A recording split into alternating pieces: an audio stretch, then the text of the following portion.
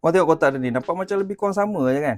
Dalam box korang akan dapat satu kipas, tapi yang ni brand dia Jia. Tapi design dia macam lebih kurang sama lah. Dan yang best, harga dia lagi rendah lagi lah daripada yang brand satu lagi tu.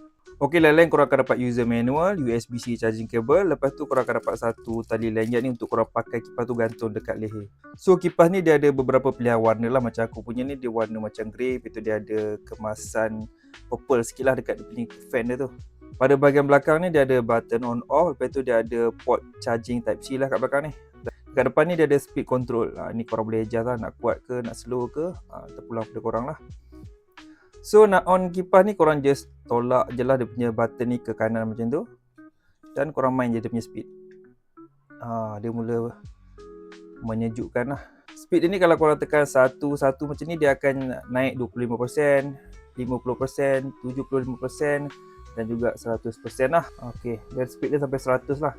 Tapi kalau korang nak speed yang lain, korang tekan dan hold lah dia punya button tambahan yang tidak akan gerak macam tu. Contoh nak 20, tekan hold je dia punya button speed tu. Ok, nak turunkan, sama tekan tolak. Memang straightforward je lah dia punya controller ni. Untuk angin dia aku boleh katakan agak kuat jugalah. Korang tengok kotak pun boleh gerak. Ni tak gerak lah, macam berat sikit. Tu jatuh lah habis. Agak kuat jugalah dia punya angin dia. Dan kalau korang gantung dekat leher kipas ni, sebenarnya korang boleh bend jugalah. Macam tu. Nampak? Dia lebih daripada 90 darjah ni kalau ikut kan.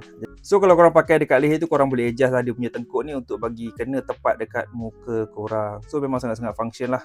So kalau korang berminat untuk dapatkan kipas yang lebih kurang sama macam brand yang satu lagi ni, tapi pada harga yang lebih rendah, korang boleh grab kipas yang ni. Kalau berminat, link aku dah sediakan.